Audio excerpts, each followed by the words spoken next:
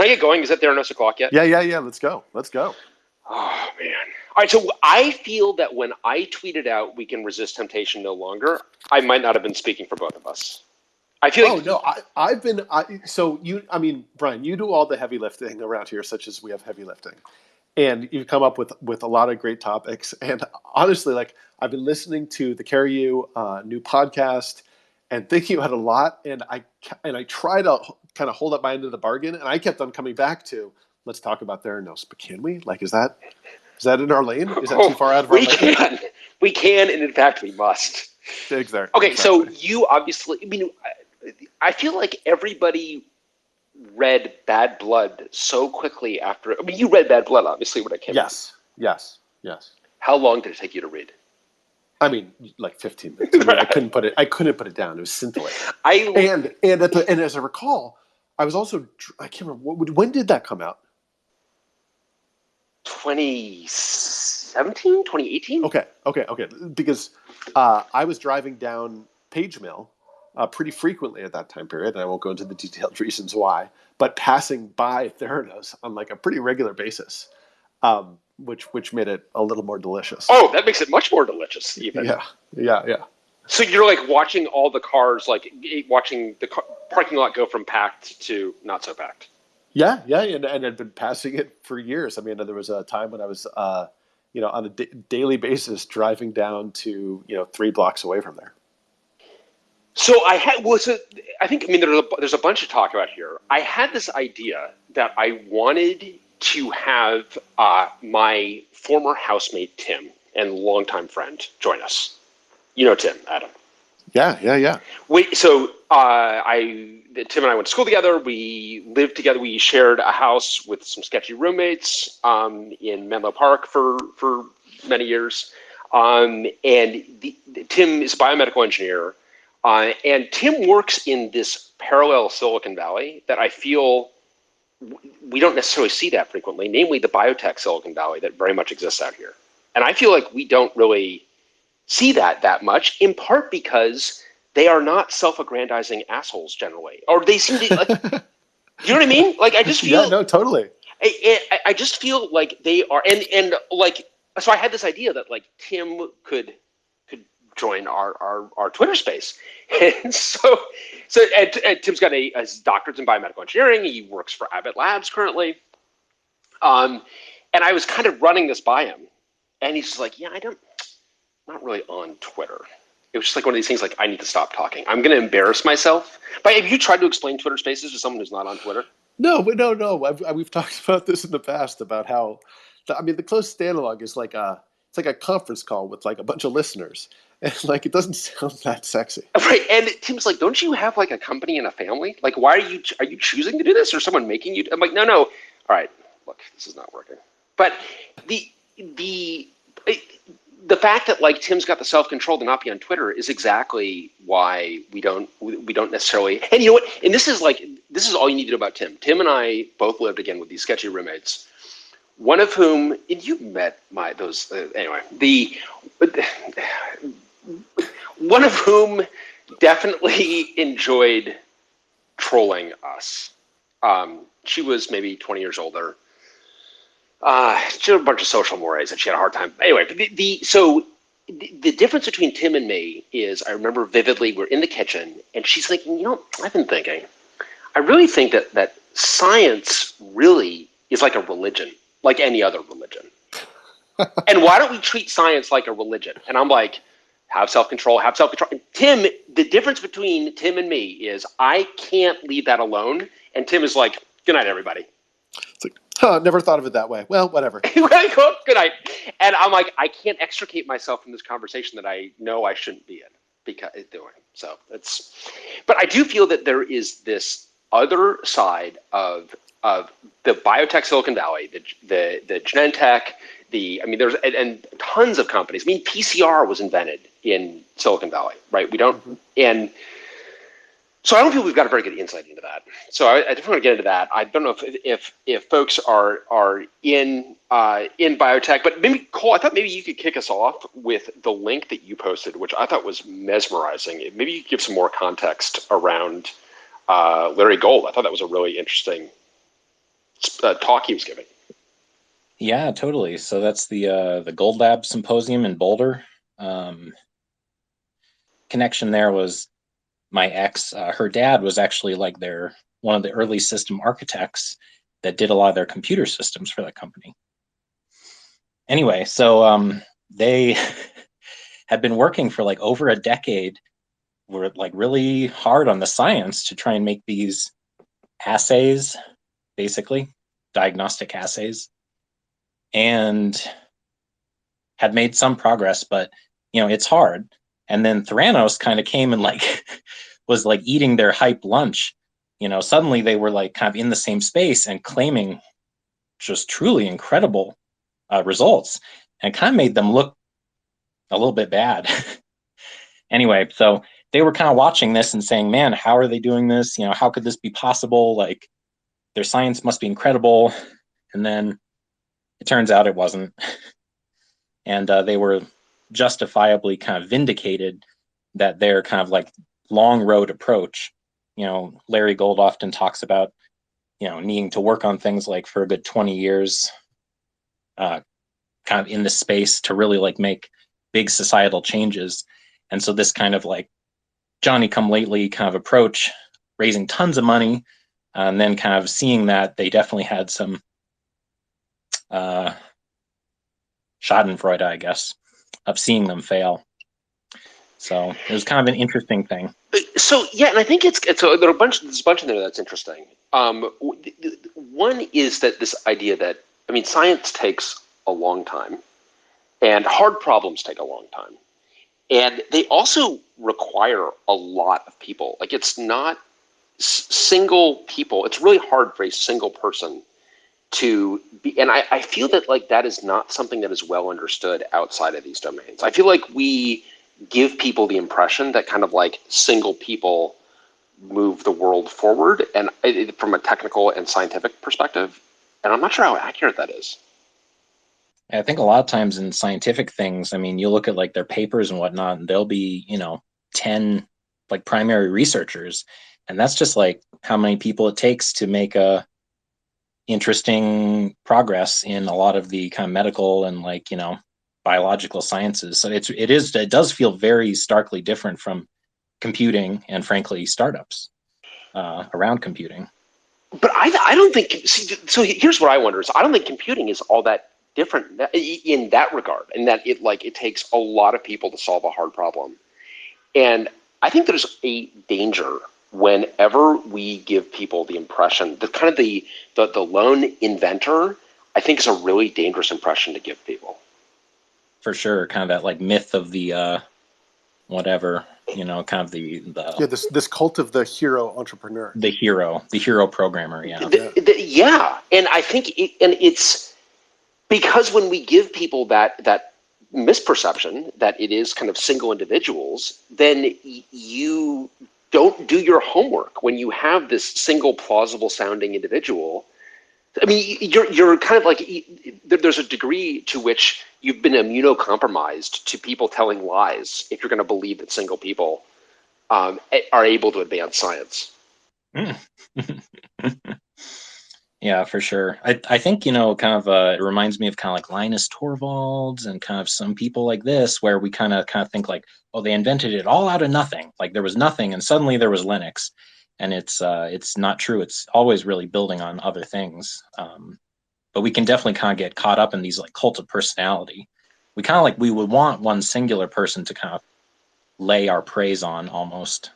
We do. I think. Yeah, I think you're right. I think we do seem to have like a bias for it. And I can understand like these charismatic, this is where like, this is the danger of charisma. Charisma can get people to believe things, which is great, but is also really dangerous when what they're believing is just wrong, is just not supported by the science.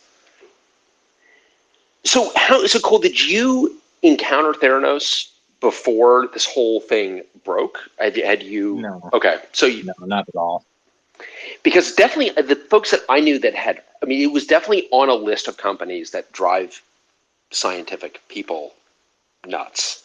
And it's not the only one, I would like to say. So I mean, I don't know. Do you have like a list of these? Because I do have like a list of companies. No. Okay. So do you remember Ubeam? Oh, no. Ubeam was going to do charging of batteries via ultrasound. Wow. Okay. Is that a thing? No. Sounds like it's not a thing. No. It's like, and this is just like, look, like, you know, I'm a software guy, but come on, this is odd. Like, no, that doesn't make any sense. Wait a sec. Wait, Brian, say that again. You heard correctly, man. The premise was, well, and I think, and again, it's this kind of like convenient idea that like, boy, I don't want to plug my device in. So wouldn't it be great if I could charge my device from across a room? And it's like, okay, but wait, are you sure that's charging, or is that detecting charge state? Because my older brother, who you know well, he works for a battery company, and I used to work for an ultrasound company, and we actually had someone come in and propose the ability to test charge state with ultrasound, which actually makes sense. Okay, I feel like the messenger is about to be shot at here, so I just like, as the messenger, I want to say that no, I am not misrepresenting it. What they actually wanted to do, and if you look into this company, and I mean, they have realized that it doesn't work, but after having raised tons of money. What was the name of this company? Ubeam, lowercase u. So like microbeam. I guess I'm not sure what the. And okay, then Adam, I get another one for you. Ubiome. Do you remember them? No. Man, you've been hanging around some. Okay, yeah, okay, yeah. No, this is. I am. Okay, now wait a minute. I am not the only one. Am I? Do I collect these? Now that I am being. Like, I've got a list of these too. Like, we're not even. You don't remember Ubiome? No. Okay, these are the people that were going to take stool samples. I do remember this. Okay, thank God. God, I was like, just I'm describing it. I'm like, now I'm with you. Okay, now I'm going to really. Like, was that a dream? No, I remember. And they just totally crooked. 100%. Yeah, they shut down insurance fraud. It says. Yeah, just 100% crooked, and same kind of thing where what they were trying to do was like, you know, there are actually established industries that do this. And you're being kind of willfully ignorant of them because you find the constraints of the problem inconvenient. And then you manage to raise a lot of money on it, which is that is the kind of the shocking thing. And you know, I do feel that like the challenge, and I'm sure Adam, you've heard me say this before, but like I feel like to really innovate, the challenge is that you need to balance the world as it is with the world as it isn't. You know what I mean? Yeah. I mean, you do. I saw something of scientific invention, kind of being asked about science fiction, and the quote was saying, "Nothing's ever been invented that no one imagined first." So, like having that imagination of what could be is certainly important, but you're right; it needs to be moderated by some dose of reality. Well, you almost have to be like overcorrect on reality especially when the vision is compelling. You've got to like, now we need to really go to reality, and we need to be even more reality focused. And I think that is, when these companies, they lose that tethering with reality, or they, worse, I think in Theranos' case, they suppress those who do understand the reality. I mean, are just, I don't know, Adam, did you have any, so I certainly know that my wife, I think, was a little bit frustrated when I was reading Bad Blood because I was exclaiming so frequently while reading it. Yeah, no, I mean, I had the same kind of visceral reaction to that, and I think, in particular, some of the the Imagineering that went into it, because Theranos didn't start as this pinprick testing; it was a patch that you'd slap on and it would diagnose and cure you, and it was almost childlike in its sort of like fantastic view of what could be. Yeah, I guess I had forgotten that was it was a patch. It was a curing patch. I want one of those. Yeah, it was a curing patch. And it's like how many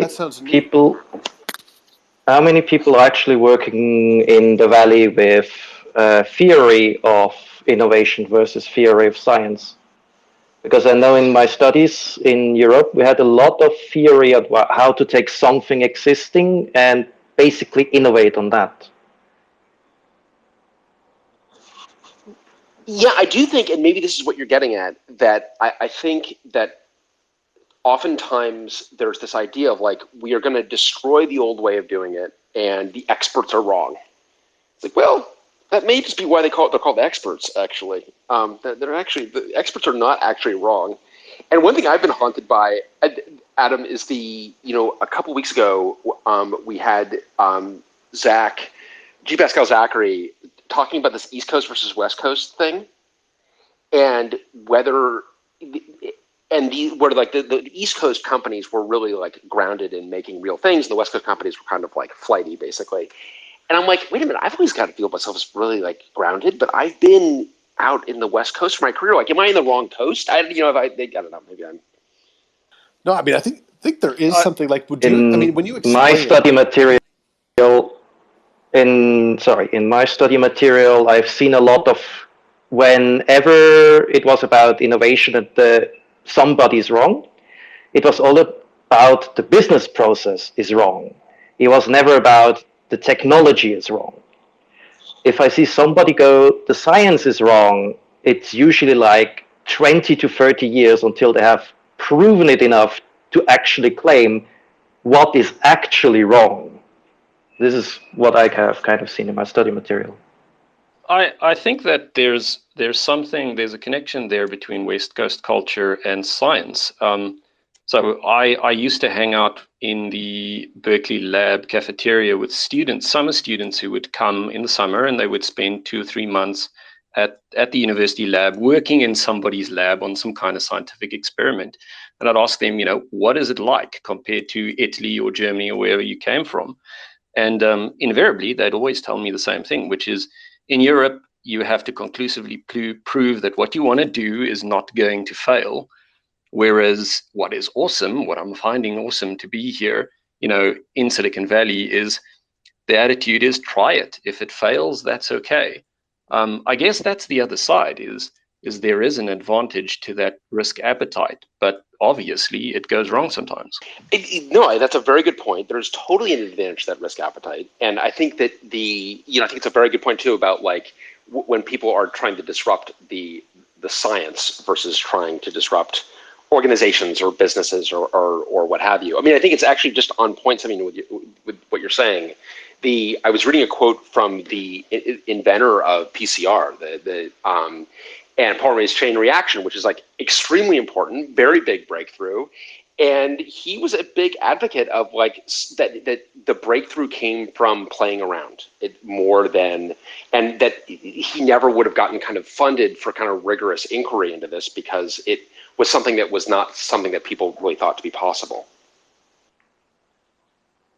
On a side note to this, we had in studies, like I've studied in Europe, so we had, as an innovative school, really extensive psychological training how failing can be a good thing, to the point where we had classes on things like improv theater and so on. And, which I think is great, but it's like the objective is ultimately not failure. I mean, it's like I do feel that we need to somehow be unafraid to experiment and unafraid of the social consequences of that failure. But at the same time, we need to actually, like, if we want to make this stuff real, we need to understand why technically it's not working. And you're getting into the fake it or you make it, until you make it aphorism, right? I mean, I think that's kind of at the crux of it is how long you're able to kind of maintain that optimism and paint that picture of what could be, like the imagination, but then moderated by reality. And when you call it quits, when you say, actually, we're not achieving this goal, and that becomes a lot harder when you've got $1 billion behind you betting that it's going to work. Right. And so, all right. So, Adam, that's the question. So, do we need to fake it until we make it? Is that somehow endemic in innovation? I mean, not necessarily. The point is, what you want is the positive psychological effect of not getting absolute anxiety if things fail. Like, as I've seen the opposite effect of people where it's a culture, the opposite culture where people really get anxiety when you try to make something new. So how can you combat the anxiety without trying to fake it? Yeah, I think that's it. Sorry, Adam, you were saying about it. Oh, just I think it's so tough because fake it and make it are such absolutes in a sense.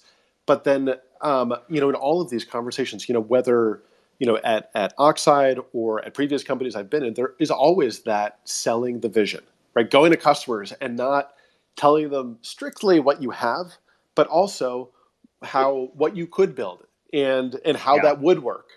And is that faking it? It's clearly not making it. You haven't made it yet. Yeah. So so my view on that is like, we've got to be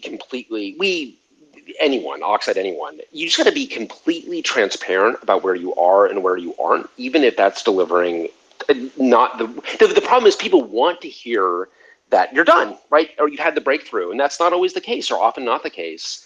And I feel that you've got to be transparent about where you are and where you're not. And I definitely, which didn't really occur to me that you would do anything else. I just feel that, like, because of, despite its other faults, Sun was always relatively honest. Relatively honest in this regard. Now I'm thinking of all the kind of like the frameworks that we're going to end all the frameworks and right. We never mind. You got Pico, Java. We were honest with everyone except for ourselves. That's true. That's right. But Adam, I can't remember if I told you this, but like shortly after I was at Joyent with the CEO, who was fired sometime thereafter, I was in a board meeting with him, and he's referring to all the stuff as completed that was very much not completed. And after the board meeting, I'm like, what the fuck was that? Like, you and I both know that we haven't done all those things that you just told the board that we have done.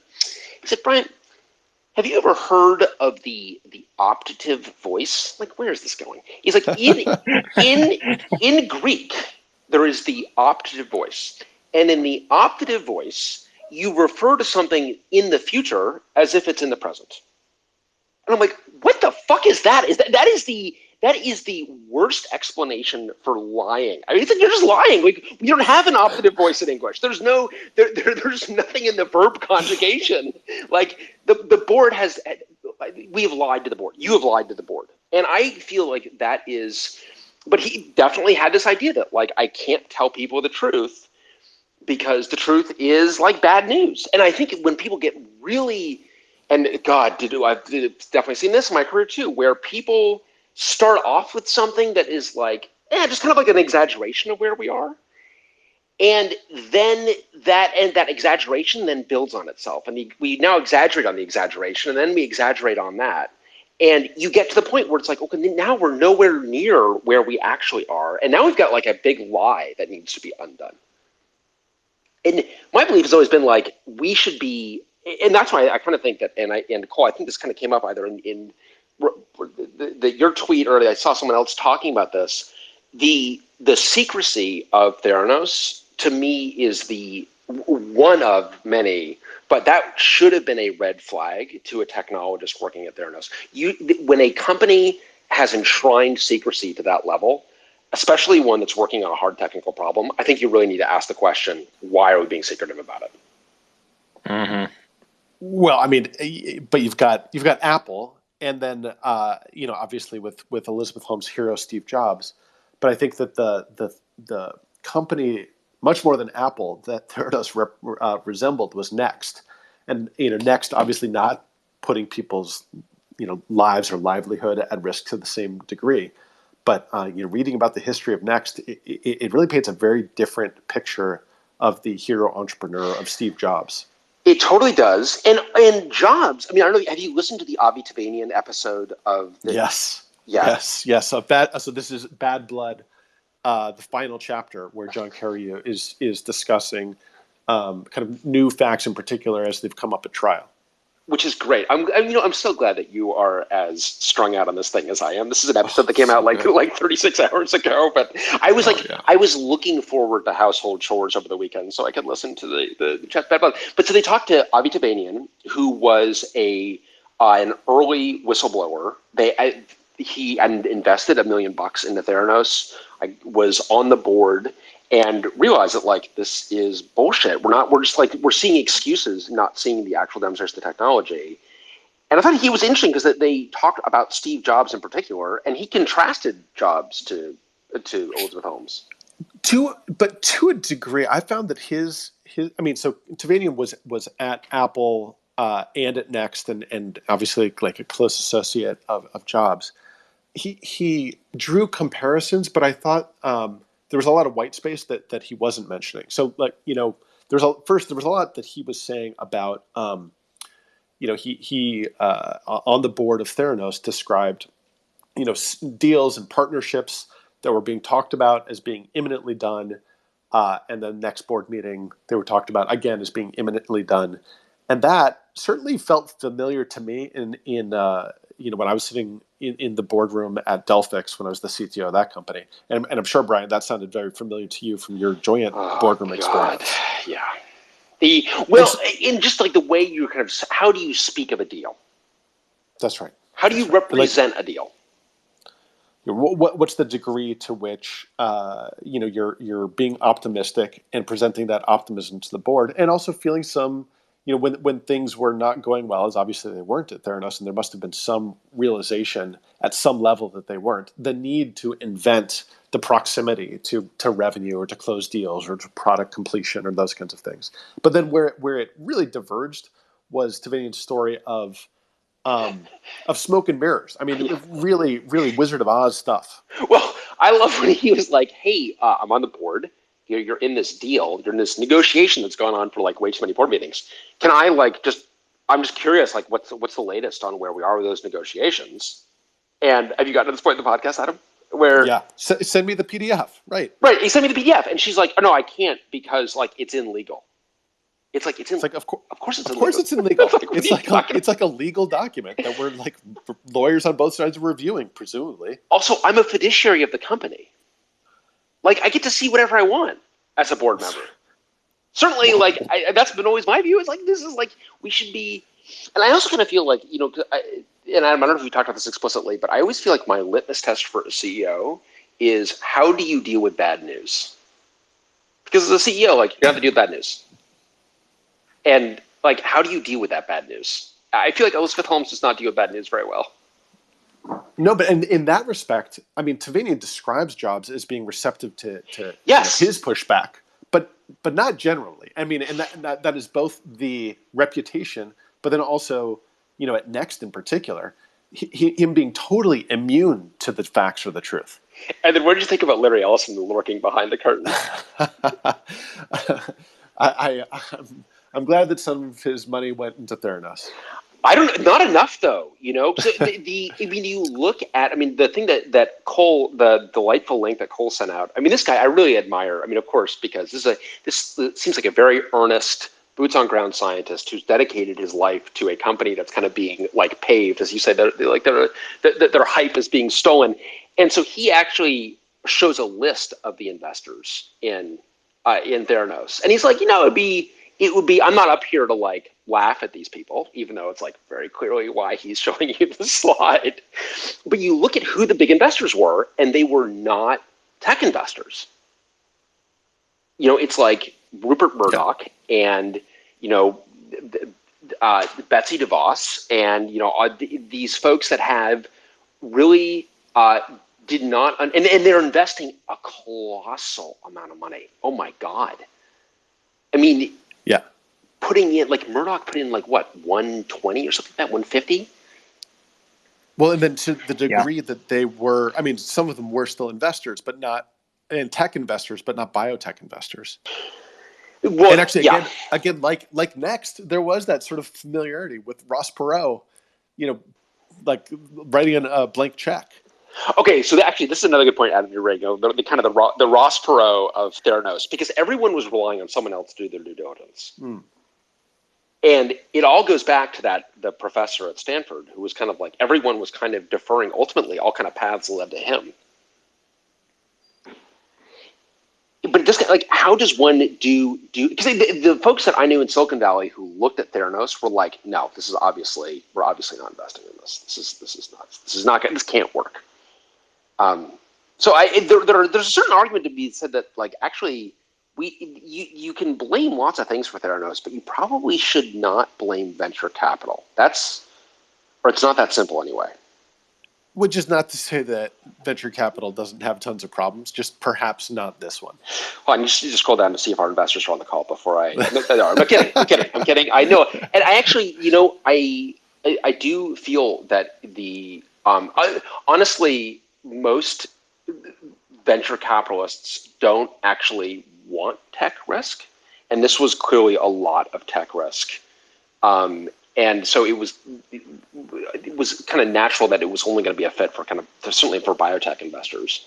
But I think for those that do embrace tech risk as a differentiation, I think those investors are very upfront about what it takes to solve a hard problem. Refreshingly so, honestly. Yeah, but I'm not even sure the degree to which Theranos was presented to these investors as the tech risk that it actually was.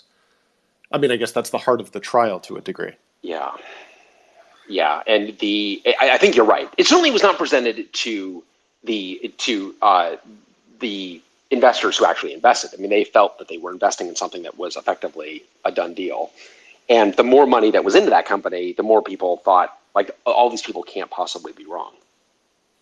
Yeah, you're right. That circle of trust that actually had no fundamental, connection. It was never grounded anywhere. Right, and I think that you've got to figure out because this is the challenge. We got these big breakthroughs because we've got a sibling company of ours funded also by Eclipse. Cerebras is doing wafer level silicon, and they've done. I mean, that is an amazing company, incredible technical breakthrough. But there would have been a lot of people that would. I feel I would have been among them to say that wafer level silicon is something that's has all of these technical issues that are not going to be really resolvable. And you can actually solve hard technical problems as a startup. It's just unusual. It's interesting because you're right that Theranos, at least ostensibly on its face, did have hard technical problems underpinning it. Whereas, Ellen Pao had this editorial in the New York Times recently where she was contrasting, WeWork and Uber, where certainly there were familiar problems in those companies, but also different in these regards, in the regard that there was some, ostensible technical innovation. At least that was the dream. I also feel that the Ellen Pao piece erred in that. I understand what she's trying to say. Terrible headline. The piece was actually not as bad as the headline, but I feel like it also erred in that, you've got a regulator present here. And when you've got a regulator present, if it's FAA, if it's FCC, if it's FTC, if it's FDA in this case, and you were going to defraud that regulator, to me, you're out of the WeWork, despite its many other failings, did not attempt. Why am I defending WeWork here? But it's the gravity of the problem. There's no regulator per se. This is not life and death. It's office space. That's right. And Theranos is life and death. And it's amazing how badly it worked. Yeah, which is I mean, it's amazing how many people were working at Theranos and how broadly that secret must have been known, right? Because you're working in a place where fundamentally none of the technology is achieving any of what you want. And as real scientists, by and large, you know that you're circumventing all of the known processes and all of the science and all of the scientific methods that you have been taught through your 20, 30 years of education. Yeah, and we got the episode where they describe going into the lab and discovering that it's like a chicken coop. And what was they ended up blowing what through the building? There was a I can't remember if it was a reagent, but they ended up basically having this like lab error where they ended up blowing this substance through the building that is infamously hard to get out in any kind of biotech setting. I'm just saying, I should. Do you know what I'm talking about? No. I'm sorry. No. Keep humming a few bars. Yeah, exactly right. Exactly. Damn it! I know you. Sorry, you're just watching me drown in front of you. Yeah, fine. Yeah. No, sorry. That was in the podcast? That was in a podcast with it, but just to what you're describing about how people who are coming into this are coming from other domains and they know this isn't the right way to do it. And I think that God, it must have been so difficult. I mean, it was difficult for those people. They would wash out, and then clearly there was the suicide, which is just, horrific. Yeah. Absolutely horrific. But then Sunny deciding that this was actually a software company. Oh God! And maybe that gets to some of like the rot of Silicon Valley, where with the hubris that like we see all around us of saying that all of these things are software problems, and that if only they could gather data, gather telemetry, and do predictive machine learning, then patient outcomes would something. Yeah, no, I think there's definitely something to this, because I also feel like there's this idea that software has this incredible trait that it's malleable after it's done, and that leads us down this primrose path where we ship it before it's ready, because we can just like upgrade ourselves into a functioning system, and that's powerful but dangerous. Because you have this idea that you can be, because like the one that I look at this as an example of where I'm worried that software thinking is infecting other domains is with the 737 Max. Right. Where that just feels like a fake it till you make it, move fast and break things kind of thing from a company that's been developing aircraft for, whatever it is, 80, 90 years. And is like, I feel like, is software making you worse? I'm so sorry.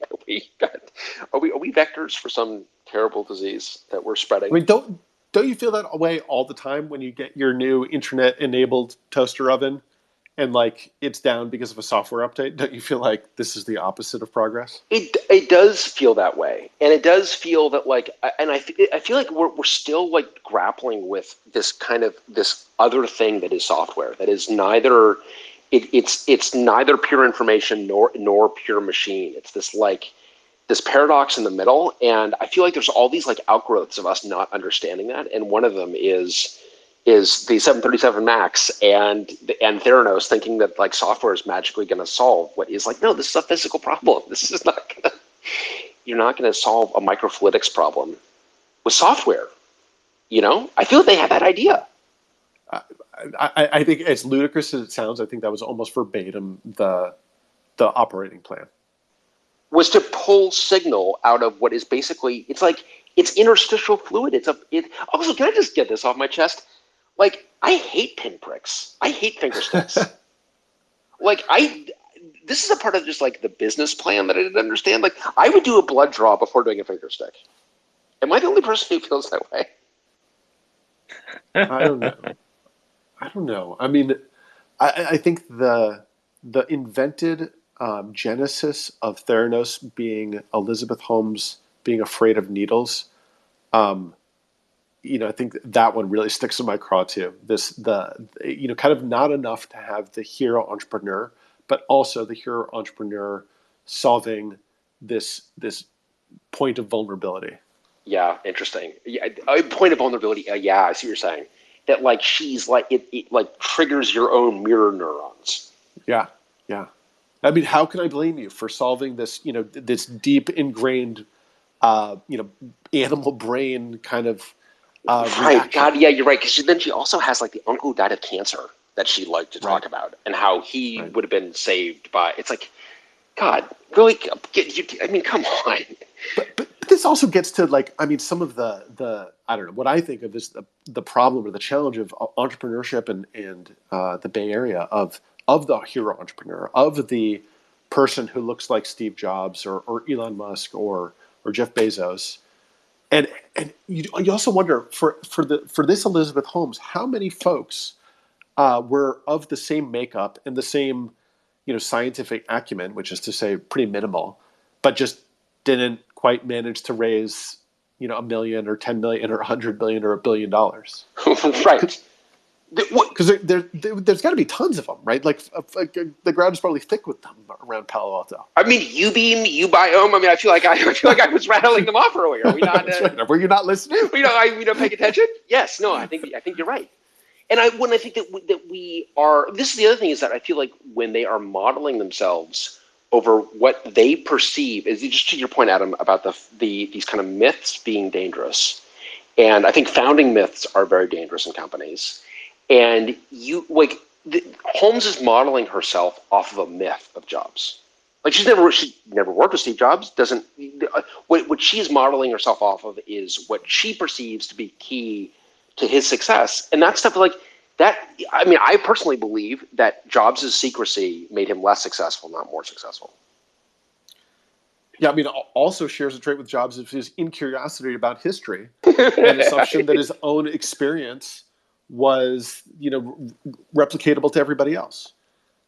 Right, exactly. That this is that if I simply didn't she like want to hire Johnny Ive or something to do this? She was. I remember this from the book vaguely, but certainly the look of the product sounding very familiar with the Steve Jobs fascination with like the foot by foot cube and the particular matte black that was right, unmanufacturable. Unmanufacturable matte black. And I feel like the first time I really encountered Theranos as like a critically was Jean-Louis Gasset. So did you remember this? No, I do remember Jean-Louis Gasset. Okay, so Jean-Louis Gasset at Apple, and then founded B, and was has a, I can't remember what the health issue is, but needs to have regular blood draws. So he sees Theranos. He's like, all right, this is like I'll go check this out. This sounds good.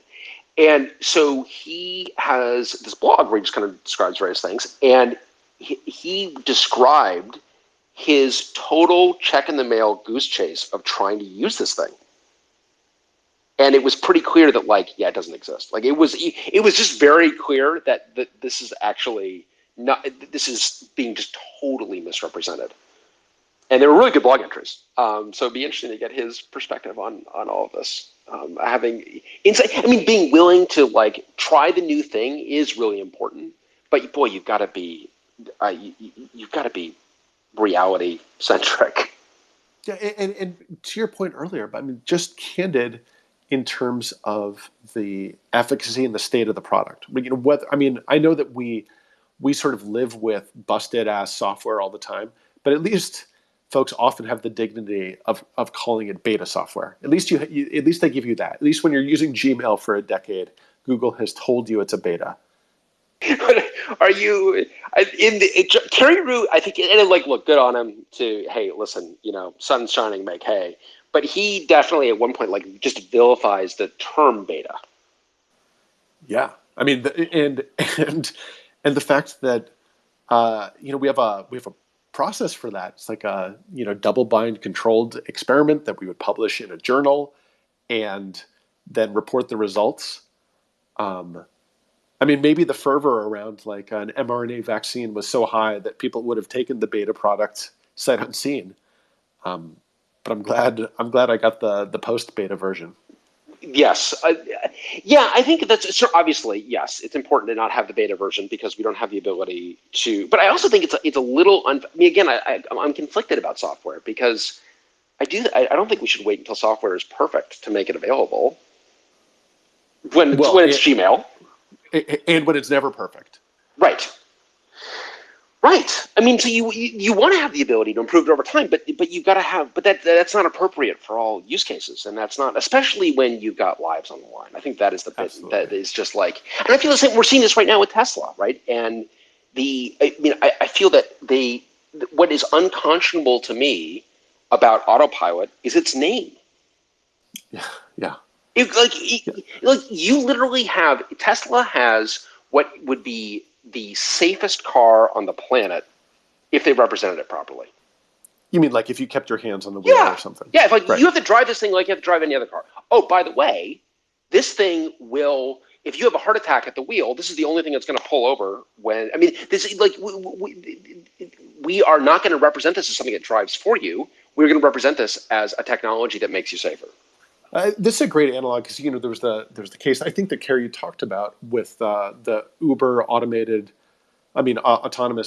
driving car killing a pedestrian, killing a jaywalker because the notion of jaywalking, talk about West Coast culture, was not built into this system. And I do wonder the degree to which, if we see a more software oriented fraud perpetrated along these lines, if it's not going to be in autonomous vehicles, just because there is real science there, and I think that we are all being a little bit hasty in this regard. Well, we are, and it's like you look at like Tesla's position around not using LiDAR, which basically boils down to an economic argument that it's going to make a car too expensive. It's like, okay, well then maybe let's not go on an autopilot. Can we? That's right. That's right. I mean, I'm willing to pay a lot for my car not to roll over anyone. Well, and I do feel like this is the other kind of failure mode you see. Is like the economics are, and this is why like doing something new and doing something innovative is really hard because the economics are an important part, and you can't ignore the economics, and you also can't ignore, especially if you're going to do something that is going to be safety critical. You definitely can't ignore the safety. And I think that I don't know, God, have you looked into like the Anthony Levandowski behavior at Google when he was at Google? He almost killed one of his own engineers. Where you should look into this incident. This is like so distressing, and so this is the guy. Recall that he totally crooked. He misrepresented his company, or this is Waymo or what? This is Auto sold to Uber. Oh, right. So he is at Google. He then leaves Google. He starts Auto, sells it to Uber for like $600 million. It turns out he stole a bunch of Google IP. And this is the guy who tried to claim the fifth in a trade secrets case, which is like you definitely can't do. Judge Alsop ordered Uber to fire him, and they refused to do it. But ultimately they actually acceded, and he was fired. But it ends with him being pardoned by Trump. Sorry to really. This is all ringing a bell. I've been asleep for the last 4 years. So. Okay, God, did you really miss? Did you, in everything else to be upset about? Did you miss being upset about this? This is extremely upsetting. Yeah. No, I did. I took a pass on being upset about this. Okay, but now you should get upset about this. So this is the. You got me there. Okay, well, I think we're gonna get you there. not enough. Not enough. We're gonna go. No, so he basically committed larceny at Google, and ultimately went to jail, and then and was pardoned because and that pardon actually, if you want everything that's wrong with Silicon Valley, the fact that people in Silicon Valley were lobbying for that pardon is gross as hell. So I do remember this now, saying that this is a miscarriage of justice because people should be able to take risks and should be able to play fast and loose with some of these things. Okay, I think Anthony Levandowski bothers me more than Elizabeth Holmes. Fight me. Huh. So well, okay. No, go ahead. Fight me. I know. Fight me. It's good. I think so. I'm. It's hard to fight through a Trump pardon. I'll just put that on the table. Okay, there you go. I got. But the number of people impacted by Theranos is pretty tough to beat, and the duration of the fraud is also pretty impressive. Okay, so to be, but maybe we need some kind of bracket, like NCAA style tournament. Oh, this is a great idea. Of fraudsters. A March Madness of Silicon Valley fraudsters. Oh, this is great. No, I think they're definitely. So you're saying that is a Final Four matchup, is what you're trying to say? Definitely. Right. Definitely. Like it could go anyway. Those are one seeds. Yeah, absolutely. Right, they're both coming in as one seeds. Okay, yeah, no, I agree with that. Yeah, they are definitely high seeds. And then so just to so I get the whole bracket. So are we putting like Ubiome and Ubeam? Are they coming in as like are they? Do they have a play-in game? There's like some. Those are a Cinderella story. Cinderella story. Okay. Because they're in my bracket. I got Ubeam going all the way, so I'm really excited. Wow. Okay, cool. I'm not putting any money on it, but No, okay. I like your bracket of crookedness. So, okay, so here's why I think this. So one, I think that you say that I think Levandowski did more harm than Holmes because this thing so doesn't work that it was never going to clear the end of the runway. And I mean, I know John Carreyrou like rightfully thinks that he cracked this whole thing open, which is true to a degree, but he cracked this whole thing open because a blogger who was following it much more closely basically gave him everything. And I think that it was never going to work. You know? Yeah, you mean I guess you're saying the fact that it was never going to work is sort of a point, I guess, in favor or against. Yeah, exactly. I don't know who's now winning you're this getting tournament. it. Yeah, no, Right? it's in this tournament. Its lack of plausibility meant that you just weren't gonna be able to test that many people because it like literally doesn't work at all. So, hey Brian, can I nominate a couple? For Yeah, absolutely. Yeah, well, I mean, Please. so where are these high seeds, low seeds? Where are they? You have to just reveal what you think their seeds are when you nominate them. Okay, so pretty low down, Cylindra. Okay, so I was wondering about Cylindra. So explain Cylindra for people who have not heard of Cylindra. Well, Cylindra was a rooftop solar company that had a pretty good technology. They spent a lot of money on R&D. They did produce a working product, but they came into the market right at the time that rooftop solar was crashing in price. A lot of Chinese manufacturing coming online, really high volume. So I don't actually know if they were corrupt, but they certainly got labeled as corrupt because they took a lot of government money. Yes, they took a lot of government money. They had some high profile, politically connected investors on both sides of the aisle. So I knew some really good engineers who worked there, and I wouldn't accuse them of corruption or faking it until they make it. I thought they were doing their best. It's just not every product makes it in the marketplace, and sometimes companies fail. That's an early exit in the tournament. I got to tell you. I don't know. I just don't think. I don't know, Adam. I don't think they're going to go deep. What do you think? Yeah, I don't think they've got the longevity this year. Maybe next year. Maybe next year. All right. Yeah, that'll be a lot more crooked. So then the other one, and I will take my answer offline because this is going to get a lot of heat. But Tether. Oh yes, definitely. Oh, well, and I feel okay. Yes, I mean I know that and just in general, like the book is not yet written on crypto, and when we are going to need to wait. I mean, this is like this is the Warren Buffett line, right? You don't know who is wearing swimsuits until the water goes out, and I feel like the water has not yet gone out on crypto. I don't know what but has Tether failed yet, Land? I'm not. Like within the next 24 hours, it certainly could. Hasn't that been true for like the last 4 years? I've definitely thought that for the last 4 years. Well, I feel like with this Evergrande situation, which may or may not be directly related to it, but it's certainly peripheral. Adam, do you know anything about Tether? Lynn, you should explain Tether because I think. No, I'm just looking it up now. No, I'd love to hear about it. All right, so like Tether it's not exactly a crypto. It's what they call a stable coin, which is to say that it's a crypto coin whose price is permanently pegged 1-to-1 with the US dollar. Which right there means it doesn't do anything, right? It doesn't it doesn't go up in value, it doesn't go down in value. If you invest in it, it doesn't matter because price is totally stable.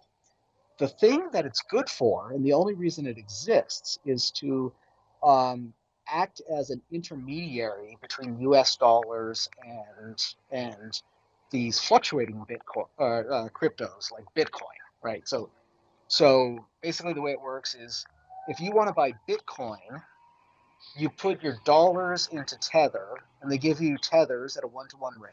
Right. Just to be clear, you give me your dollars, I take your money. Okay, good. Yeah. Now I'm out $100. Okay, got it. Yeah. Okay. Good. Right. Next. Then they give you Tether, and then you use your Tether to buy your Bitcoin, and then you play the Bitcoin market and goes up and down, whatever. If you want to get out of Bitcoin, you trade your Bitcoins for Tether, and then you trade your Tether for dollars. and then you're out of the So, business. so how is this different than when I go to the amusement park and I take my money and I put it into the machine and it gives me tokens that I can only use at the amusement park? So here's how it's different, which is that Tether is totally invested in self-promotion, which means they're doing all these sorts of things where it's like, if you do so many That's how it's different. transactions, yeah, if you do all these transactions, they'll give you free Tether. If you get your friends to sign up, they'll give you free Tether. Like everything you do, they'll give you free Tether. And then you take those Tethers and you pump them into the Bitcoin, and then the price of Bitcoin goes up and up. And so now, like, there's a huge amount of Tether that's been issued. It's not it's not clear how much money they have, because at first they said that all their Tether are backed up 1-to-1 with US dollars. Then they admitted that's not true. Then they said they're holding some commercial paper. Then they said their commercial paper may not be any good. So like it appears to me that the sole purpose of Tether is to break the linkage between dollars and bitcoins, so that you can do things with Bitcoin without like But without feeling without feeling it in your dollars for now. Well, this might be kind of a sleeper pick in the tournament. I do like the shell game. I do like the evolving story. I think that's got a lot of traction. Oh yeah, and they've been like the story has definitely been evolving. I think for a long time, Tether was saying they wouldn't even disclose who their principals were. They always a good sign. They won't disclose where their money is or where it's held, and then they just constantly do things like they push a couple buttons on their keyboard, they generate another $1 billion worth of Tether. 500 million of that goes into a Bitcoin investment. The other 500 million, no one quite knows where that went. I'm saying they're here to play. They can go deep. Yeah, for sure. So, but the thing about Tether is that it has been, and Tether is obviously extremely vulnerable to any run on Bitcoin will presumably capsize Tether.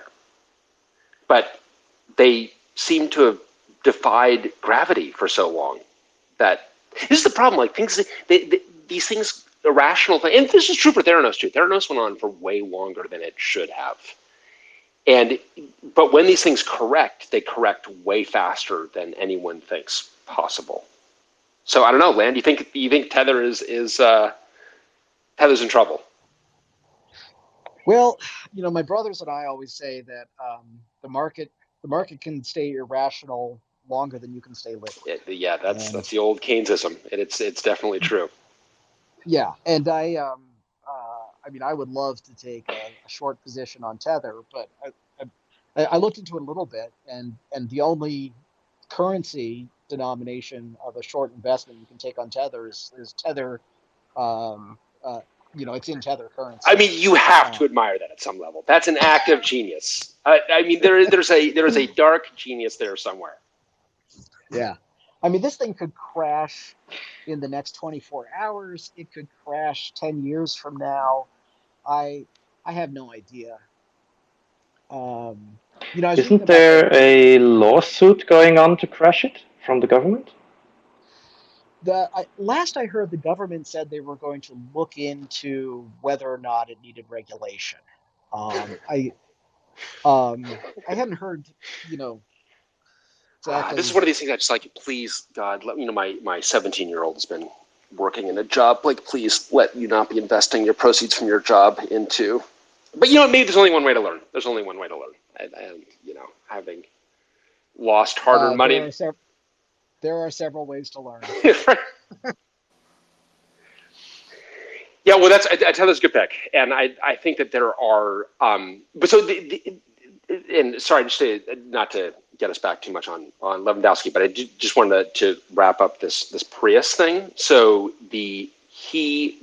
Google felt the Prius was unsafe for highway speeds, Adam, and Levandowski more or less, he just secretly had this thing drive at highway speeds and it got into an accident and almost killed the engineer who was in there.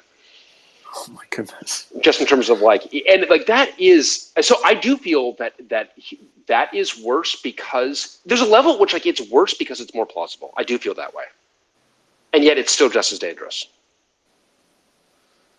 Yeah, this is a bleak bracket. The more entrants I start thinking about. Right. Have you heard of a company called A Better Place? No.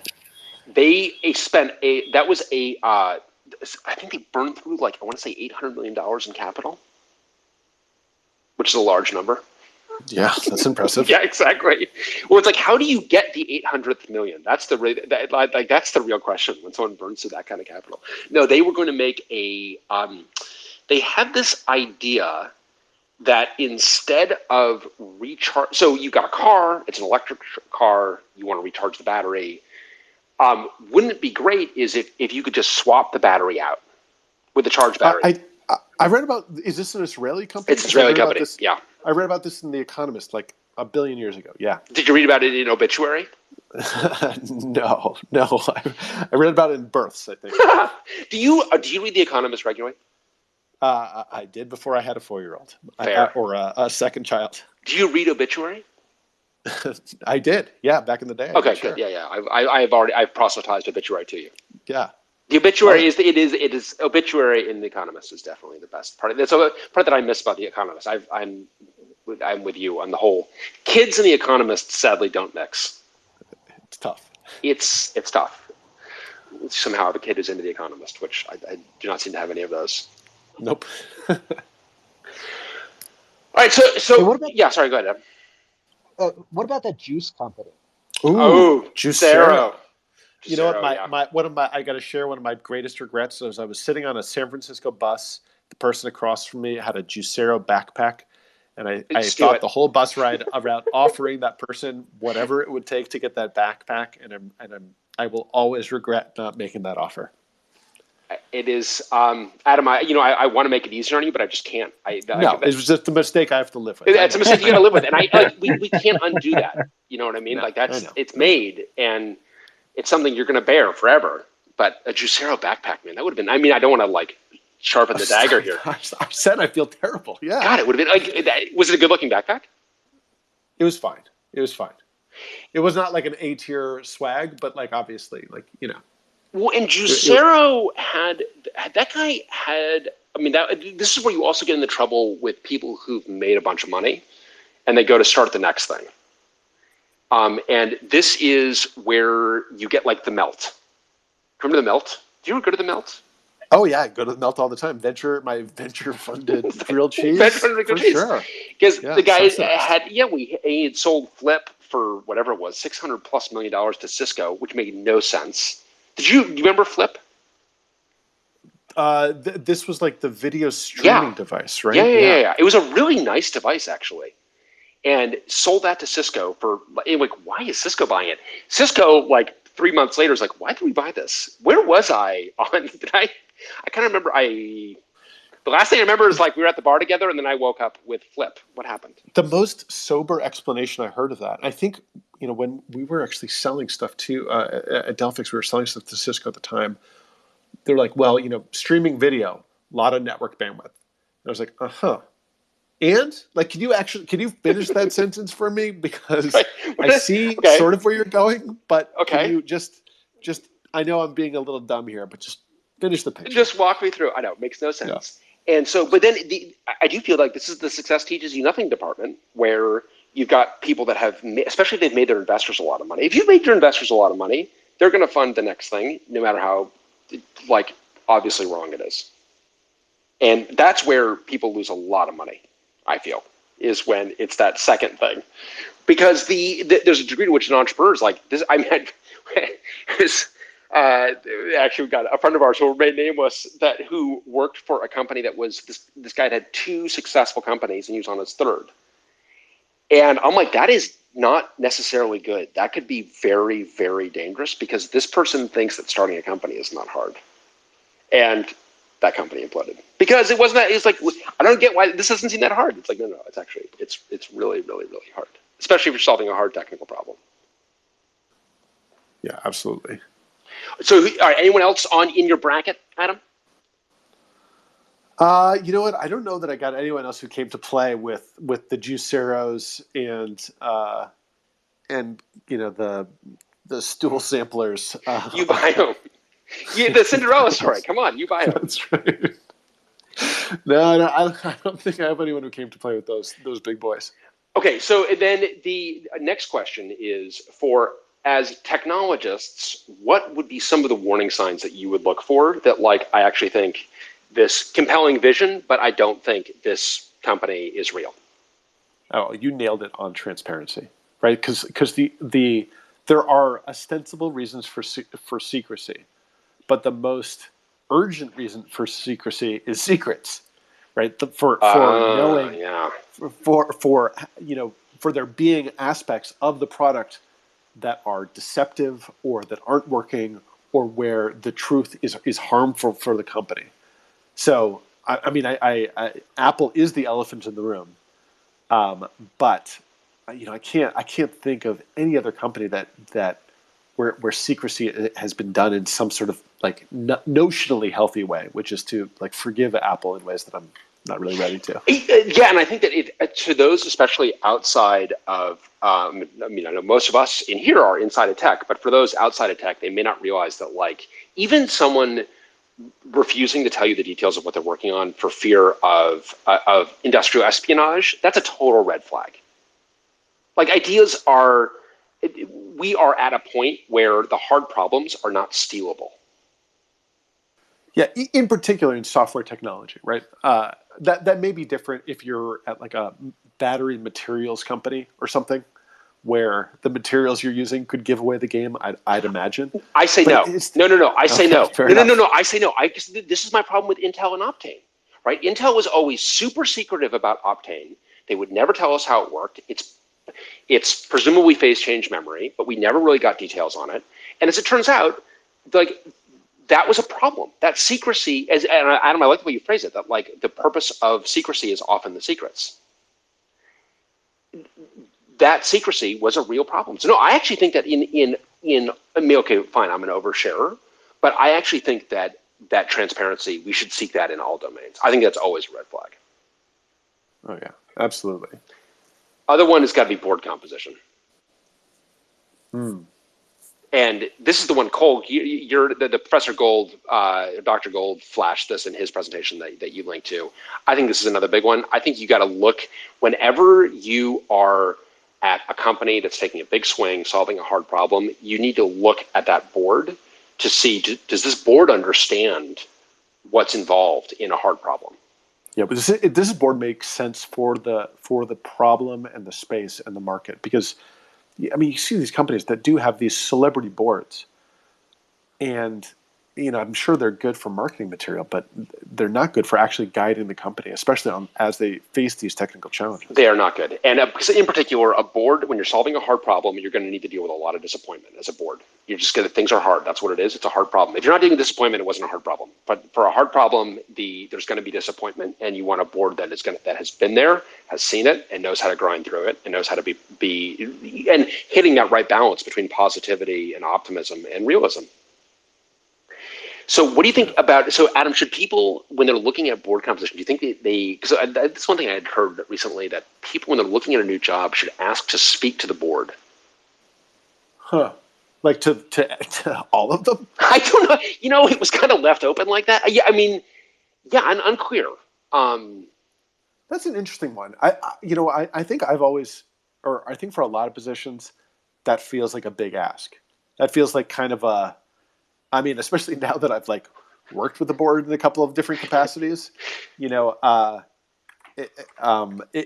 sort of like, do you really want me to ask to, spend one of my bullets that way? I mean, I can. Right. But they feel like bullets.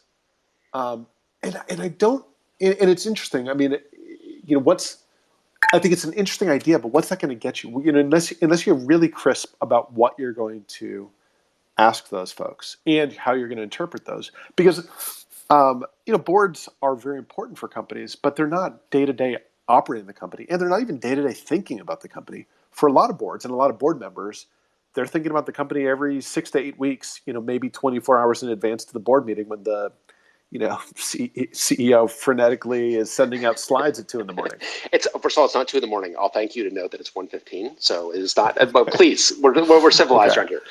For what it's worth, I was talking about me. But yes. There you go. Exactly.